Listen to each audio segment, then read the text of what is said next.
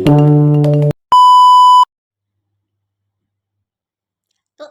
2, 3. Assalamualaikum teman-teman. Kenalin, nama aku Nisha Dina Putri dari kelompok 28 HTML. Aku dari Fakultas Teknologi Pertanian, Prodi Teknik Pertanian dan Biosistem. Kali ini aku ingin menjelaskan 3 pertanyaan dari materi kelompok aku, yaitu yang pertama, Yang pertama itu, apa saja faktor yang mempengaruhi seseorang untuk terlibat dalam pinjaman online ilegal? Yang kedua, apa dampak negatif yang ditimbulkan akibat terlibatnya pinjaman online ilegal? Yang ketiga,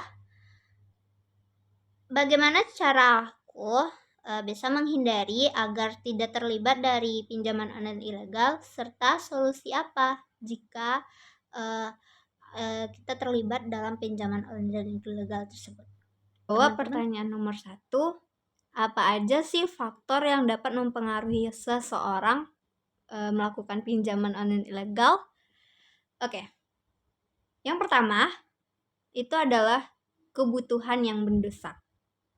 Gimana sih maksudnya kebutuhan mendesak ini? Kebutuhan mendesak ini bisa disebabkan karena adanya beberapa orang yang mungkin terjebak dalam pinjaman online ilegal karena mereka menghadapi kebutuhan yang mendesak seperti kebutuhan medis, kebutuhan pendidikan, kebutuhan ekonomi, dan kebutuhan atau keadaan darurat lainnya. Dan yang kedua yaitu kurangnya pengetahuan keuangan. Gimana sih maksudnya? Maksudnya di sini yaitu orang yang kurang akan pahamnya tentang konsep dari suku bunga, biaya, dan resiko dari pinjaman. Yang ketiga yang menyebabkan orang itu terlibat pinjaman online ilegal yaitu tekanan emosional. Yang terakhir yaitu promosi dan iklan yang menyesatkan.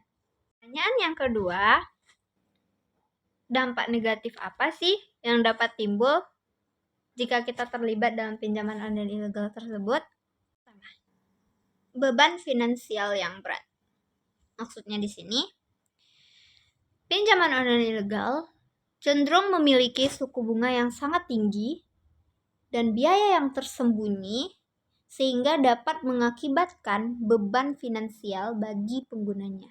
Yang kedua, siklus utang yang tak kunjung berujung. Nah, di sini pelaku pinjaman online ilegal tersebut seringkali mengarahkan pada siklus utang yang sulit dihentikan. Dan yang ketiga, penyalahgunaan data pribadi. Dan yang keempat, gangguan emosional dan psikologis. Maksudnya gimana sih? Beban dari si yang terlibat dalam pinjaman online ilegal tersebut dapat menyebabkan gangguan emosional dan psikologisnya, seperti stres, kecemasan, depresi, dan lain sebagainya. Gimana sih cara kita menghindari agar kita tidak terlibat dalam pinjaman ilegal tersebut? Poin yang pertama, kita harus memiliki pendidikan tentang keuangan. Yang kedua, kita harus menggunakan lembaga-lembaga dari pinjaman atau keuangan yang resmi. Poin yang ketiga, kita harus membandingkan pinjaman. Poin yang keempat, baca dan pahami kontrak. Audio Jungle.